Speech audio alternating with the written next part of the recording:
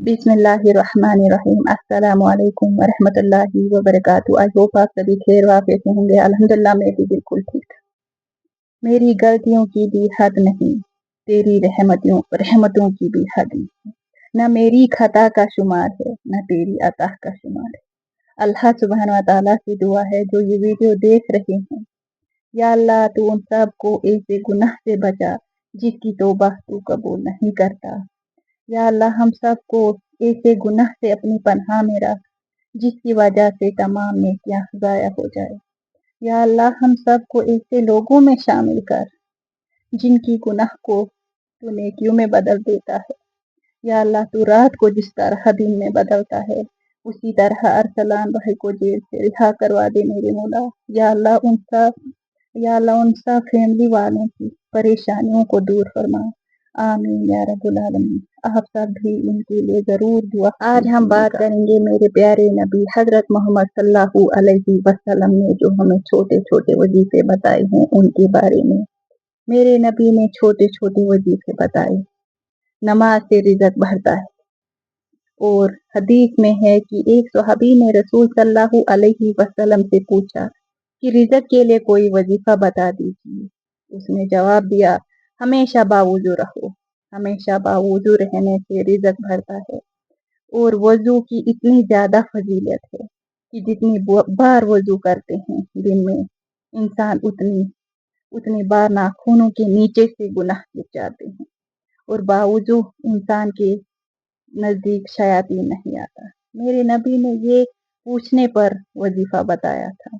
और ये आपने खुद फरमाया कि जो ये चाहे कि उसकी उम्र में बरकत हो और रिज़्क में बरकत हो, उसको चाहिए अपने माँ बाप की खिदमत करे। सुबहान अल्लाह। मगर आजकल कहाँ माँ बाप को पूछते हैं।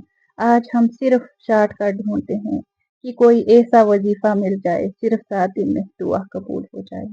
और दूसरा, अपने रिश्तेदारों पर खर्च किया करो, उनसे अच्छा सलूक किया करो और सदका दिया करो। अल्लाह सुब्हान व तआला उसकी उम्र में भी बरकत देगा और रिज़्क में भी बरकत देगा। जो बंदा मेरे प्यारे हजरत मोहम्मद सल्लल्लाहु अलैहि वसल्लम के वजीफे करेगा, विर्द करेगा और उस पर अमल करेगा, और माँ बाप की दुआएं वहां तक पहुंचाती है जहां कोई नहीं पहुंचा सकता। और मेरे नबी ने फरमाया कि काश मेरी माँ जिंदा होती और मैं इशा की नमाज की नियत बांध के फर्ज नमाज मस्जिद के मसल्ले पर पढ़ रहा होता और पीछे नमाजी होते और मैं नमाज पढ़ना शुरू किया होता।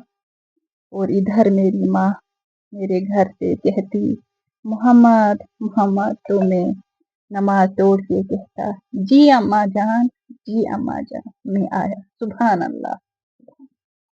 आजकल के छोटे बच्चे भी अपने माँ बाप की नहीं सुनते। बट ये पेरेंट्स की ही गलतियां हैं कि हम अपने बच्चों को दीनी तालीम से दूर रखते हैं और दुनियावी तालीम। मेरे प्यारे नबी हजरत मोहम्मद सल्लल्लाहु अलैहि वसल्लम का दूसरा छोटा सा वजीफा। मेरे नबी फरमाते हैं, जो बंदा लगातार इस्तिग़फ़ार करता है अल्लाह सुब्हान व तआला उसके लिए हर तंगी से निकालने का रास्ता बनाता है और हर गम से निजात के सबब देता है। यानी अगर हम रोज इस्तिग़फ़ार करें तो हमारे कर्ज, परेशानियां और हर गम सब आसान है, क्योंकि अल्लाह सुब्हान व तआला का वादा है। मेरे नबी खुद भी 70 से 100 मरतबा इस्तिग़फ़ार करते थे। और कुरान में अल्लाह सुब्हान व तआला फरमाता है, अपने रब से माफी मांगो, वो तुम पर आसमान से बारिश बरसाएगा और तुम्हारे माल और औलाद में इजाफा करेगा।